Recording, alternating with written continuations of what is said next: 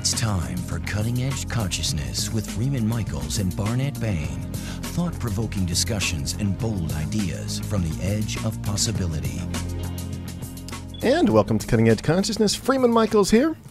With Barnet Bain. Good moment. Is this our... No, this is not our first show. Second show of the new year. Second show of the new year. My, how time flies. Can you believe it? What is it? It's like the 8th or something? The 7th? Who cares? Now, this is we never know when this is going to air. We don't know when we do it's... that, yes. we're in big trouble. We're gonna, That's why we say good moment, because one place we air in the morning, one place we air at night, two different times, two different days. We're blowing our cover. I think it's valuable to actually show up in the most vulnerable and authentic way. How's that for some spin? That's a great way to say this. This is how I'm spinning awkward. Well, that was awkward. Well, let's make it in. Let's spin it in. That's my story, and I'm sticking to it. Indeed, good moment, everyone. Good moment. Spence, you having a good moment?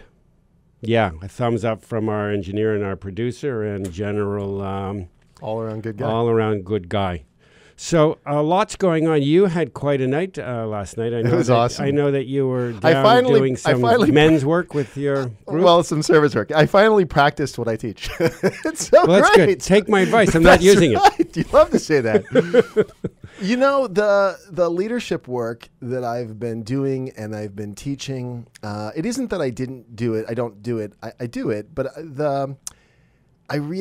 last night I was leading 10 other men, myself and 10 other men. It's a father's club that I created at my kids' school, Servant Leadership. And we were feeding 53 homeless men in East LA at Dolores Mission. Mm-hmm. And so...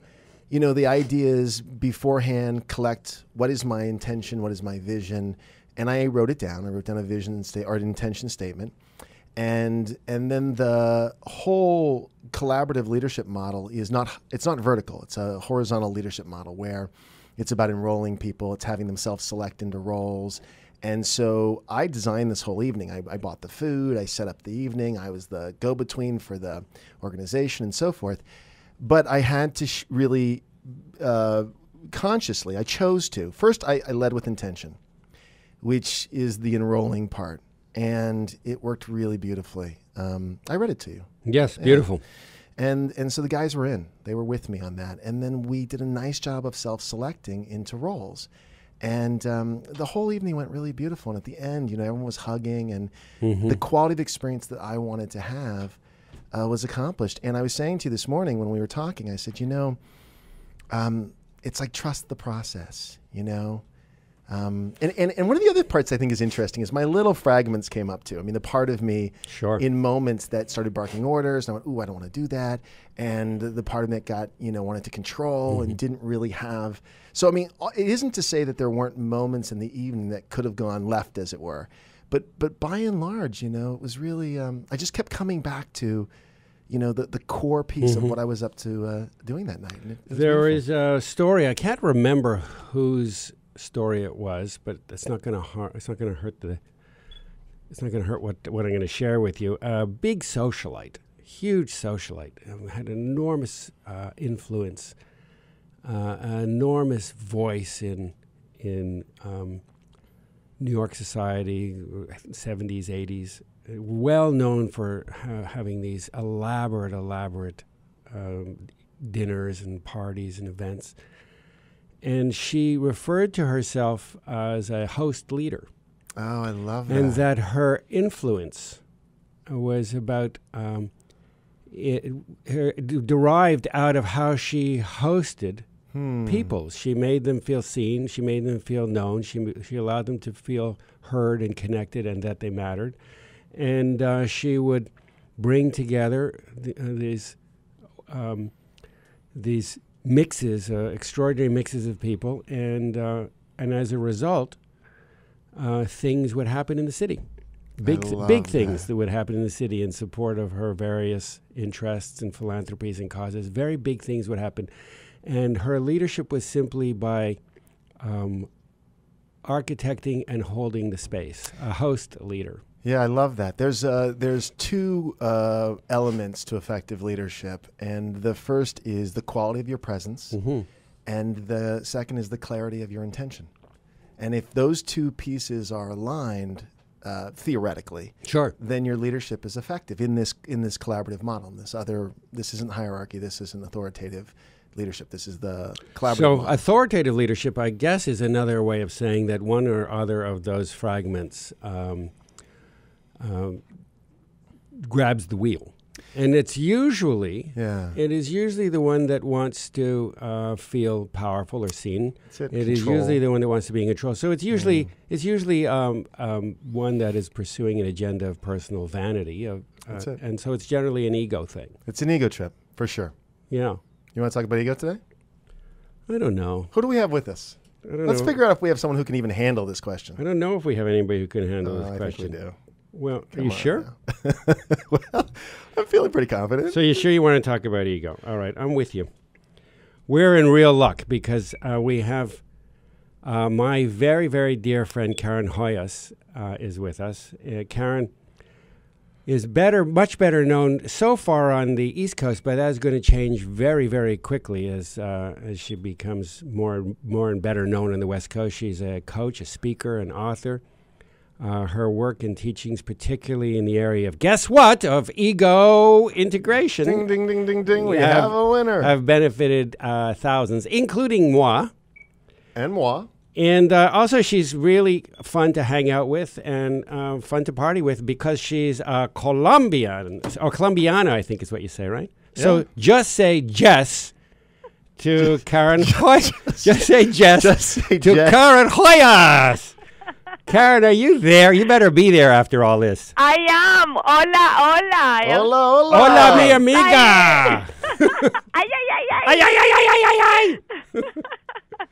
Yeah, right now, everybody who is driving in Ventura County just pulled over. It is my pleasure to be here with both of you. Well, I am so excited. Happy New Year, happy moment, happy now, and just very, very honored to be here. Thank you. Happy New Year to everyone. Yeah. So we're thrilled you're with us. I'm sort of a fan from afar. I've gotten to witness you a bit through Barnet, and my favorite part of how you show up and what you do is Carmen. And Carmen! I really roll my R's when I do that. You can't roll your R's sufficiently to do that. And so you have to. That is a genetic. That goes back many generations. Well, my wife's Latina, so I can just I can have her practice in front of me. What I love, and I'm going to kind of set this up, and I may get it wrong, in which case you have to correct me, which is perfect. What I understand is that you have named an aspect, a character aspect of yourself that is an expression of, let's call it negative ego, the part of you that wants to control, the part of you that wants to whatever, adaptive, maybe personality trait. I don't know what the precise language is. And you call this aspect of you Carmen, and you've been, and I just love that. So how did you come to this? I mean, just tell us more. First of all, you have to say Carmen, because after Freeman says Carmen, the whole juice of it. Yeah. All right, go ahead. It's Carmen. Ah! Carmen with an R. So Carmen is the name of my ego. Actually, it's not only the dark part of me. It's just that part of me that is not who I am.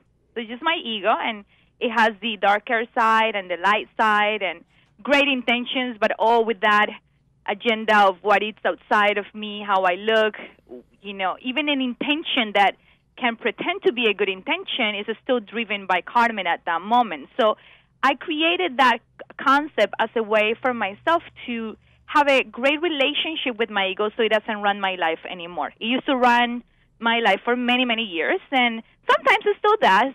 But the only difference is now I am aware. So because I am aware now, I can have fun with Carmen and then really be free of it.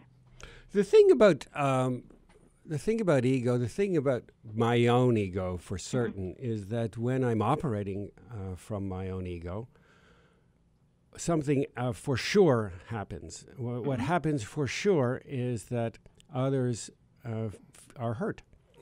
They're hurt, or they are they don't even minimized. Exist, really, they don't. They're objectified. They're objectified. Yeah, the ego doesn't see other. It's a narcissism. It's and it tends to be adaptive, right? So what's happening in our lives is that you know, this is the best way. You have Carmen. I have my own version. Yeah, what's your? Well, I have a bunch of them. I call them character aspects. So, like, Give me the name. So there's a kind of people pleaser. The name. So close your eyes for a moment, Freeman. So close your eyes for a moment and ask your essence, what is the name of my ego? And the first name that comes in, that's your name. What is it? Oh, I don't know. Here's why I say this. This is See, because the ego doesn't want to be found. That's what happened. Okay, now hang on. I got to catch up. One of the things I've said on this show many times. You don't know what you've just opened the door to, Freeman. But here's the thing. Many times, I've said this a number of times here on this show. When I was acting, I felt more real than in my real life. And here's why I mean this. Because I had permission for character aspects in me to come out fully.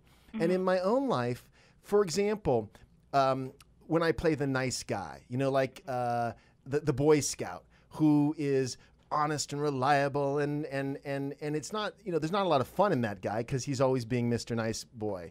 That's an aspect that I have, as a role that I can flip into as an adaptive way to win people over, to win trust. Do you know what I'm talking about? Yes, she does. So, Karen, give it to him. Yeah. Tell me. So this is the game, okay? Because this is all a game. It's not a truth. It's just a way, a point of view that a filter that had helped many people, and including myself. How I know this, because my ego is like a monster, right? Carmen is it has so many aspects of it, and it has a quiet side, it has a loud side, it has many, many sides. And the first thing is that I acknowledge that Carmen is there. So because I have peace with Carmen, I don't make Carmen wrong. So that is the first thing. I come in peace that, okay, Carmen exists, and everyone has an ego, and it's okay. It's okay that everyone has an ego. I have experienced before that many people try to reject it or ignore it or even see it as something bad or wrong about us, right? Like we shouldn't have it. No, it's okay. It's there. So the first part is just to be in peace with it and know that we don't have, that's not who we are. We just have it, but that's not who we are, right? So that's why I believe the first part is really to ask yourself, what is the name of it? Why? Because as soon as you have a name, it's not a mystery anymore. The ego fits himself out of the mystery of the unknown.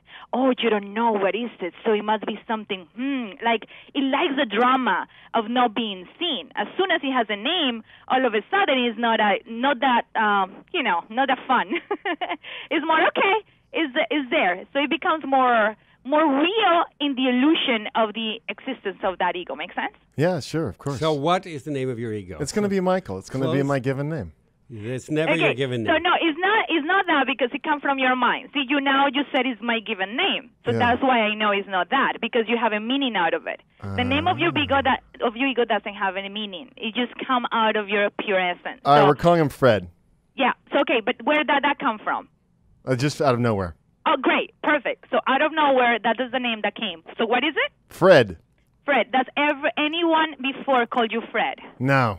Perfect. Beautiful. Now, what the Fred means for your ego? Like if you tell your ego, Fred, what does your ego will say? What will your mind say about Fred? Fred knows it all. He's a know-it-all. Great. Perfect. So that's Fred. So Fred is the name of your ego. Perfect. So now all of a sudden, he appears in front of you. Yep. Now you can have the choice to know when you are being Fred or you are being, in essence, just pure presence. That has nothing to do with you being good or bad. It's just that you know who can be running the show at that moment. I believe that is the first step, that everyone who is listening can have fun with it, because so many people have this relationship with ego as something like heavy, and I believe that's why it has worked for so many. The fact that they can have fun and even talk to each other. Hey, like my mother's ego's name is Maria.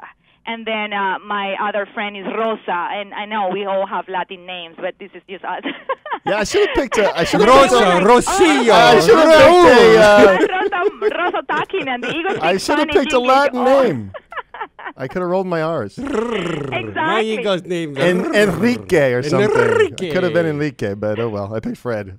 Exactly. And some people want to have like a cool name for the ego, and that's when it goes tricky, because it's the ego naming himself. Yeah, no, that's really good. That's really good. The other thing about Fred is he needs to be the center of attention. He's a know-it-all, and he needs to be the center of attention. Yes. That's Fred. Yeah, it's usually a characteristic that happens in many people that do what we do. Like our ego is like about attention, and if it comes from that place, it is manipulation. If it comes from the place of, I call it in this case essence, people can call it whatever, right? I like to use that word, but it's not about prostituting that word, right? But we can use that word for now. Essence is the part of us who is not the ego, who is just is, right? So when we come from that place to serve others, we can still be the center of attention, but having fun knowing that that's not who we are. That doesn't make us better, doesn't make us bigger. It's just a way for us that we can use to serve people. So it's just very tricky talking about leadership when I was listening to you.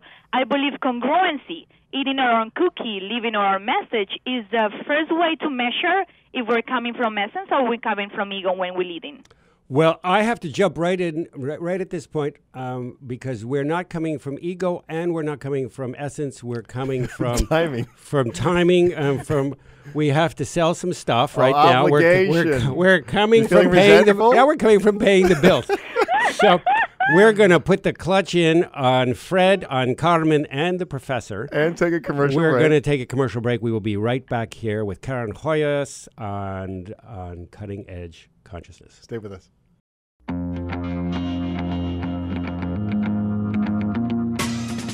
Welcome back to Cutting Edge Consciousness, thought-provoking discussions and bold ideas from the edge of possibility. Thank you for staying with us. This is Barnet. I'm here with Freeman and Karen Hoyos from freezing cold New York. The only thing that is hot in New York is Karen Hoyos. Oh, yeah. Oh, yeah. Yeah. It's embarrassing. It's embarrassing. Yeah. Give them a little tequila in the morning and see what happens. Just a little. Just a little. So I want to explore Fred and Carmen and the professor a little bit more. Oh, you're the professor. Oh, that's fantastic. Yeah, you know how I know that that's true? Because every time I hear it, a part of me says, I would hate to think. Yes, exactly. I would hate to think. Yeah, there's a good indication. So that's like a Geiger counter. Yep, that's it. That's radioactive. So it is, as Karen explains in her work and her books, in her teaching, first making a relationship with the ego is the beginning of freedom. Yeah. And then there are some measures that we can explore to begin to dilute the power of Fred or the professor or Carmen. It helps to understand what the ego has taken over in our lives. It's taken over our thinking, and it's taken over the meaning-giving process, all of the meanings that we give to the events in our lives. The ego is really designed to pull information from the outer world in to feed to our essence. And our essence creates the meaning. But so if we didn't have the ego, we wouldn't know where the doorknob is. We wouldn't know where the car door is. We wouldn't know where the light switch is. But because at some point we have surrendered our thinking abilities, now the ego says, well, there's the car door, and it's not a good enough car for you. And there's the light switch, and you should turn it off because you're going to go broke or whatever, stories that we attach. And so one of the steps is to begin to develop a practice of thinking. And people think that they think, but really, how much thinking do we really do? We think about what are we going to have for dinner? Am I going to have the SpaghettiOs, or am I going to have the do we really sit down and devote any attention to thinking big thoughts or thoughts that are out of the ordinary? Do you? I know that you do. Yeah. Well, this is the nature of being contemplative. It's a way of thinking that's much more expansive in my mind. Yeah. Karen, what do you think? Well, for me, it's about being an observer about what my mind is saying or feeling, because I believe the feelings come still from the mind. And there is a practical part of the ego, like you said, my dear, right? So it's not about, okay, we have to get rid of it. It's practical for this way of life here on Earth. Is you're being an observer of when are we operating from the unconscious part of it, that it controlled us all the way, or when we can just use it for good, for the math, for the numbers, for going to the computer and the internet. And then just when we are just being present, that's very easy. We just, in that space, we can create, we can speak from that space. Like I love, for example, when Barnet and we start a conversation, and it's the same as here. We don't know what we're going to talk about. We just allow the flow to come from that essence part of us, and then it makes sense because people are receiving it from a place of contribution and not from a place of manipulation, or we want to convince the people that are listening to join us. No, I mean, it would be great if people can practice this and they can see the difference, but the essence is never attached to the result. The mind is. So I believe having ways to measure when we are coming from that place help us to realize when we are there. And I believe the attachment to the result, or like when something doesn't go that way, we feel bad or mad. I mean, immediately we know where it's coming from. Even if it looks nice, even if it looks as something that we're doing with good intention, immediately we can observe ourselves and then switch and then go the other way. Yeah. It's interesting because we're all fans of Eckhart and the whole idea of Eckhart who? Who is this person? I'm very in the moment. I can't track this. All right, Eckhart Tolle, The New Earth, Power of Now, Milton's Secret, of course. Yeah, I love him. And that it's painful, that it's the pain body. There's pain involved in Barnett used the language tyranny, the tyranny of that constant comparing, constant assessing of that very active ego mind that doesn't allow us to drop in to a more natural state of being, which is the essence of who we are. I think of the Joe Cocker song, right? Love lifts us up where we belong. We belong in a state of, peace and joy and so forth. And really, it's the loving of even the ego itself that allows us to lift out of the sort of tyranny and the grind of that ego mind. The tyranny, and that's why it's so important to embrace it. It's not about fighting it. When we fight, the ego gets stronger. When we ignore the ego, it gets stronger. When we try to change, it gets stronger. Let's embrace it. Let's acknowledge it's there, and it has a purpose. And the purpose is to remind us that we're not the ego, that we are essence. And it's beautiful because every time we acknowledge that we are in our mind doing our thing, and then we have access to who we really are. So in that way, every time that we observe ourselves and we acknowledge we are in our ego, we have that space to go back to being present. And sometimes we have to do it millions of times, thousands of times, hundreds of times, few times, but it's okay. It's going to be there, and it's going to help us continue growing in this everyday life. I think it's great. I love it. Carmen, here we go. Yeah. We love, welcome her. Yes, absolutely. I love Karen only because I know that you are holding her and that she is not going to splatter all over me. This is a really important distinction. So what makes us trustworthy is knowing the part of us that's untrustworthy. Beautiful. And, I love it. And even further, having a relationship with it. So when that aspect jumps in the driver's seat, we go, okay, I know you're there, but we're not letting you take the wheel at this moment. And we're not pretending that it's not there. Right. I'm not saying to you, I promise you I will never be in Carmen. No, I'm saying to you, I promise you I will be in Carmen, but what I can do is I will acknowledge that Carmen is running the show, and then I will clean up my poo-poo. I'm all about cleaning up the poo-poo. The poo-poo is going to be there. We have no poo-poo on this show. That's the best ever. You could say that on the radio, right? Unbelievable. We're going to clear. Yeah. No one from management's coming down to say, guys, you can't do that. You can't put poo-poo on the radio. He doesn't have to push the pause button. We have this dump button. It kills 7 minutes of the show when someone swears. Anyhow, we don't need to use it. That's fantastic. Well done. I went off topic. Sorry. You know what's really fun? Just before we move on from this, the poo-poo. The poo-poo. The poo-poo. So I've spent time with Karen and her family and her twin boys. Oh yes. This is fantastic. Her twin boys. You'll be sitting around talking, and Karen will say something, and they'll look at her and David will say, I'm not speaking. I don't want to hear from Carmen right now. I'm just going to talk to my mom. They call on my poo-poo all the time, and I'm like, oh my goodness. Okay. They are master teachers. My kids cool. truly bring that out in me. But that's fantastic that the kids are in the conversation. Yeah. This is an interesting one because I work a lot with vision practices and standards, and we have a family vision with practices and standards.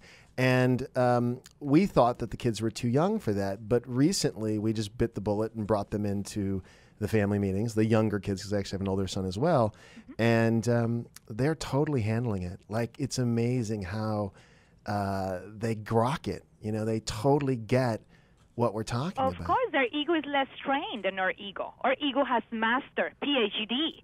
Their ego is just like more, is just more innocent. So for them, like for my kids, for example, their ego name is Henry and Max. Their egos are gringos. So, right? They know Fred!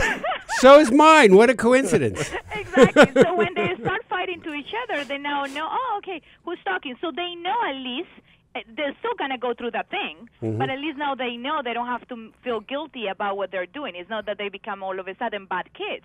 They're just being, controlled by Henry or Max. So it becomes very simple. It's not a whole big deal, and it makes it so much easier for them. Well, it's the air that they breathed when they were very little. When all of us are little, we learn language not by learning, as we do later in life, one word at a time, and then the verbs, and then how to conjugate, and then the tenses, and learning one word. We learn language by being exposed to the frequency of it, and it just starts to wire and fire in our brain. And one day, 10 words, and 2 days later, 1,000 words, and then it's just how it's modeled. And when you are similarly exposed to anything else in life, including an entirely different way of being with the world, when you're exposed to people and you grow up in an environment where there is a focus on consciousness and becoming ever more present with what part of you is being expressed. Is it a part that is on autopilot? Is it a part that is a hand-me-down part? Is it a part that I am consciously aware of and that I am supporting and that I am loving and that I am desiring to put out in the world? Children that's how they wire their brains, by being exposed to that. Yeah. It's a great opportunity. What we can do once we become in a great relationship with our own ego, we allow that space for the kids. The best way we can do for them is to be very aware of our own thing. And when we are very aware, they learn, okay, it's nothing bad to be in our ego. It's going to happen. I was having a conversation the other day with my mom, I love her. She's my best friend, and she's wonderful. And I was having that conversation, say, the fact that I already know my ego is going to kick in, I'm already in peace with that. I already know it's going to kick in. I believe it becomes a fight when we all of a sudden expect, because we have training, because we have read, or we have grown, or because we have millions of people following us or whatever, all of a sudden the ego is not there. No, now the ego becomes spiritual. It's not personal growth, it's ego growth. So it's important to be aware of that and learn the modus operandi of our ego, and then more we acknowledge that, more real and authentic we go home to who we really are, and then that's how we can really serve people. I love it. And I love the word innocence. Yeah.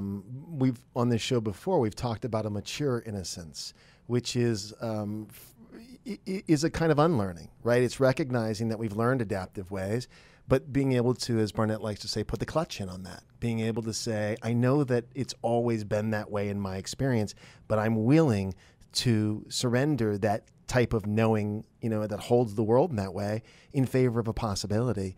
And that's when magic occurs. And that, of course, is what we witness in kids, that they have a magical experience of the world, and they adapt. And that's okay. That's normal. It's developmental. But that we consciously we learn the skills to put the clutch in, and then all manner of newness and spontaneity. And that's when,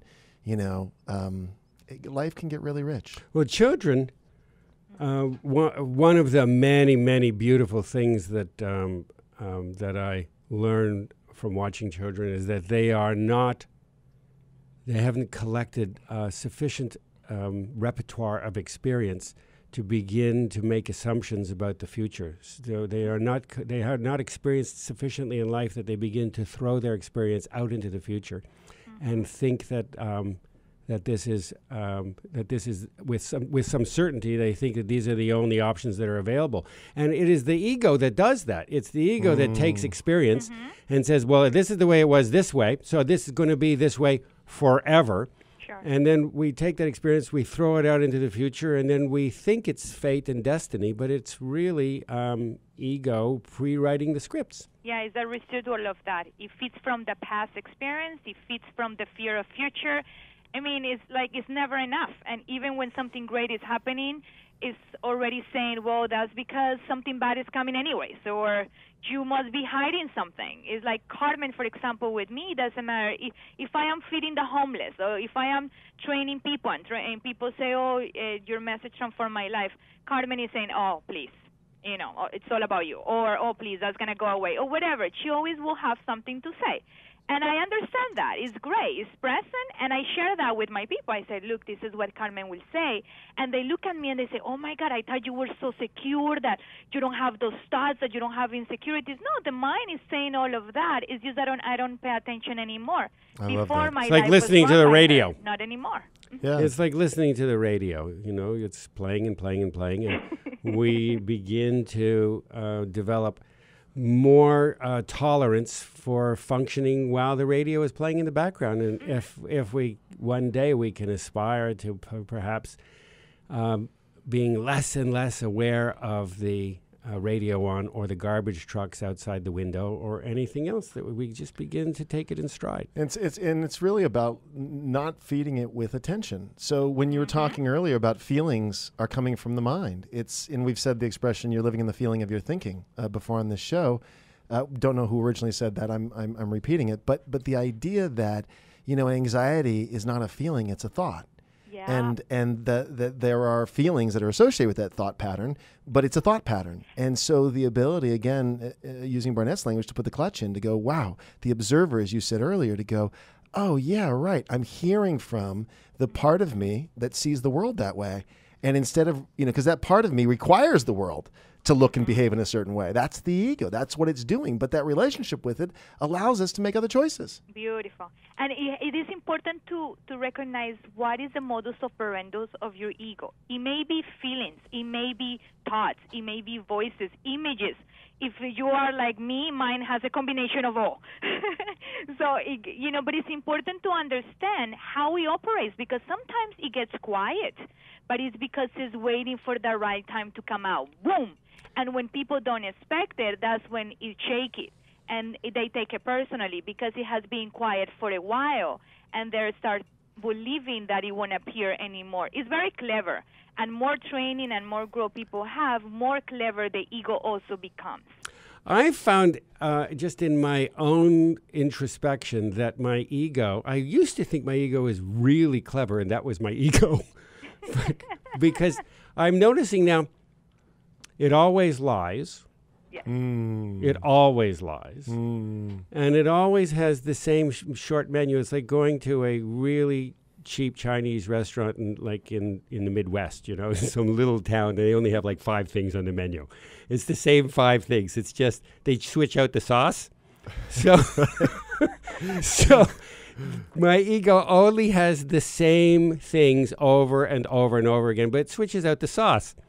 And I've come to the place where I can recognize it, and still it'll switch out the sauce in some dramatic new way, and I will be beguiled for a moment, a minute, a day, a week, a month, a year. I don't think it's that long, Barnett. It's minutes. The recovery process at this point is minutes. Maybe a few hours. Maybe hours. Maybe a few hours. There are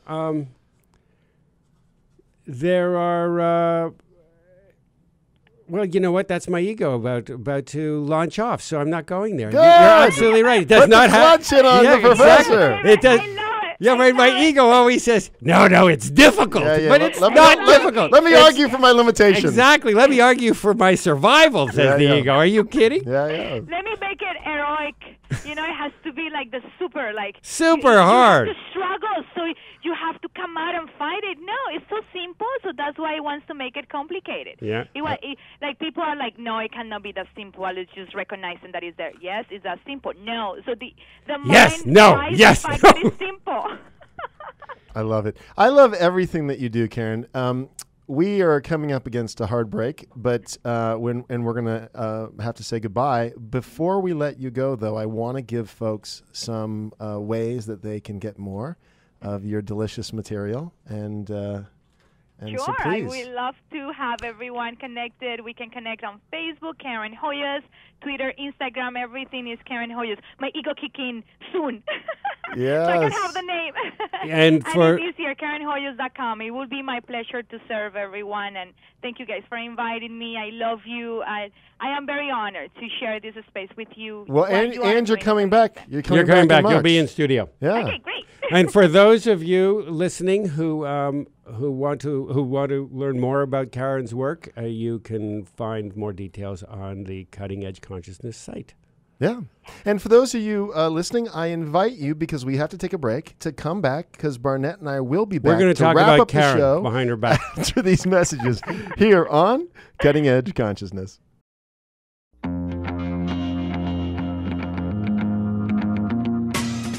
Welcome back to Cutting Edge Consciousness, thought-provoking discussions and bold ideas from the edge of possibility.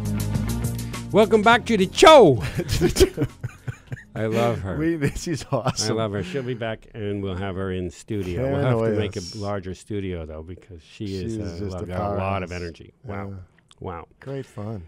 And this idea... Well, we have to make room for Carmen, so there's two of her coming, right? Exactly. So that And then we have to make room for the professor and for that'd Fred. be- It's going to be a full house There's that going to be 6 day. people in here. It's fantastic. Yeah. That's a big I table. love that. I love the idea of naming it. And she was great guiding me. Don't make it something that you associate with your given name. That it has to be a new character that you tease out and identify. So Fred it is. Yeah. Hi, Fred. Hi, Fred. Well, you've met Fred before. Come on, we I just know didn't Fred. know it. You've met him many times. I may know Fred. I love that, though, that idea that we really do call out the character aspect and integrate. Because, again, from my perspective, integrity is integrated. It's, do I know the parts of me that are untrustworthy? And that's, in fact, what makes me trustworthy. That's what makes me reliable, is that I know when that part is kicking in enough that I can recover from it and or interrupt it and or whatever, right? So if my ego is not trustworthy, it's literally psychopathic. yeah, always lies. And it's out to take you down. It's out to destroy. It's out to destroy you for a number of reasons that we don't have to. I guess we could get into it. I mean, there's a time when we think that when we surrender the autonomy of our lives, we surrender our relationship to essence as small people, and we say, this is a scary place. I'm going to have to get strategic and control here. That's right. Otherwise, I'm going to be in danger. And thus starts the surrender of our spirituality, our connection to the ego. And then it gets fed and fed and fed and fed. But it is ill-equipped. It does not have the capacity to perform the role of essence, because it is very literally. In our cultures, we have mythologies about fallen angels and Satan. It is literally the fallen part of us. And by fallen, I'm using that metaphorically. It's the part of us that separates out and looks to control and has no ability to be in relationship with the mystery, with the magic. So it lenses everything inside its very, very tiny worldview. It's the equivalent of giving the reins of the whole government, for instance, to the person in the mailroom, which actually we might do better at this point. Well, this is actually really a good segue, because it does track back to what we started with. The whole awakening process is this point at which the identified self and all the behaviors, the controlling and so forth and so on, become, less and less. It becomes less and less anything. It's just like more unsatisfied. So who's the host then? The host is the true self in your metaphor, and the true self is the space between. If it's not this one, and it's not this one, if it's not the child, if it's not the ego, if it's not the various adolescent faces, and if it's not the various ghosts of our past who have all been hurt, who all are speaking and kicking up, then the space between that holds all of those, that is the true self. I love that. And so when we started the show, we were talking about hierarchy, and hierarchy is the ego is very hierarchical. It's seeing everything in those terms, and authority is something that's assumed. It isn't natural. Versus a natural authority where I have a sense of myself and I have a sense of what I want to create in the world, and then how it's going to happen is open. And so it's interesting because we can kind of come back in the end now to what we started with, was this, sort of different way of operating, this upgrade in operating system from hierarchies to collaborative models, where businesses are watching the hierarchy become less and less effective. It doesn't handle change very well. The ego never does either. And it's always, always fighting for its piece of the pie. Everyone's objectified. And so this whole process of transformation is at once an internal awakening and simultaneously a collective experience of watching this construct that the ego is very attached to fall apart. Its value, its functionality is less and less effective. And so, I don't know, it's interesting. It's really beautiful. Its functionality as a interpreter of reality, as the That's provider, right. that instead of being the delivering the mail, it's reading the mail and interpreting the mail. Yeah. And so that function starts to fall away, and it becomes the messenger that it was designed to do. Right now, it just interprets everything in terms of a version of its own limited past experience. So we can never open out to a grace that is our birthright, as long as we're allowing ourselves to be co-opted by Fred or Carmen or the professor. Life is always going to be small, and it's always going to be more and more of a struggle. So we're seeing these options come online that don't obliterate the old, but they offer a new opportunity. Just the quantum physics, the quantum perspective, where it doesn't eliminate the, as you like to say, rocks are hard, water is wet, but it creates the possibility, while we can see that as true, we can also see the possibility where it's not true. And so, again, it's this thing of just because the world has always appeared a certain way, the consciousness is the awareness that there's a deeper truth or a deeper thread of possibility that opens to the mystery, to the unknown. And so every area, at least of my life, is where the old model and the ego-driven model is bumping up against its limitations. And the larger part of me, the authentic part of me, the essential part of me wants more. We talked about this with the Wives Show, wanting more intimacy and connection, And we even talked a little bit about the tools and strategies to get there, but it's not different kinds, whole different experiences of intimacy and connection. Not I'm going to do the same sorts of things that I did in the past, but I'm going to do them with more frenzy and more frantic in order to try, like people. We talked a few shows back about the Las Vegas party scene, where, there are oldsters like me who are partying with the same crazed thing as adolescents do, because we don't know how to celebrate. We don't know new, expanded, other experiences of form, and so we resort to past forms and try and do it with a mania.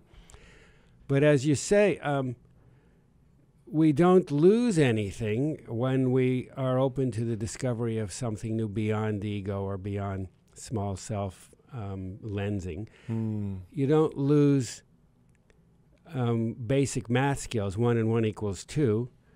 Einstein doesn't lose 1 and 1 equals 2, even though he's working at levels of mathematical complexity that are beyond the grokking of Though there's that wonderful story of him not being able to do basic math. Do you remember that story? I don't know that. Tell me that story. I don't know if it's a true or if it's an urban myth, but there's a story of Einstein trying to help a young person with some basic math and getting all of the problems wrong. I think it was algebra, because he's just not operating at that level, that fundamental level. Though I'm sure you're right. He probably could still add and subtract. Well, I don't know if I could. I don't know how effective I would be on a computer game, although they didn't have those when I was young. I don't know how effective I would be at running a tricycle down a hallway these days. Yeah, that's right. But we certainly don't outgrow the spirit of these ideas. Nothing's ever left behind. Nothing's ever lost. Well, that's the nature of having what the essence calls forth when we can really tap into it. Is big enough to hold the fragments. It's not an either or. I mean, that's an ego play right there. So much of our world where folks trip and where I've tripped is this whole idea that something needs to be fixed, which is the ego. And what the larger consciousness is saying is, no, it needs to be integrated. It needs to be held in a way that it becomes more constructive because it's bumped up against its limitations. At the very earlier stages where I learned certain adaptive patterns, they were necessary, and now they're not. So we go back again to this mature innocence where I can say, okay, just because I've always done it that way, I have enough wisdom and enough consciousness to put the clutch in and allow for some other way to do it to emerge. Mm-hmm. And it's not diminishing that that's risky. Well, it's another way of saying that I will not be able to respond, much less meet the challenges of my personal life right now, from my ego. My ego is not sufficiently developed. It may have had enough, may have been limber enough to stumble along this far, but it is not sufficiently empowered to meet the challenges that are in my life right now. And if I don't respond to my ego and deal with my ego, then it's going to be a very painful, small life. The life that moves, that is available beyond ego, in essence, that is a mystical experience to be discovered and to be explored. And likewise, our world. That's where I was going. We will not be able to meet the challenges of a world becoming new from inside the personal ego or the collective ego. And, lest anybody think that, I can't, what am I going to do? I'm not responsible for the collective ego. We are.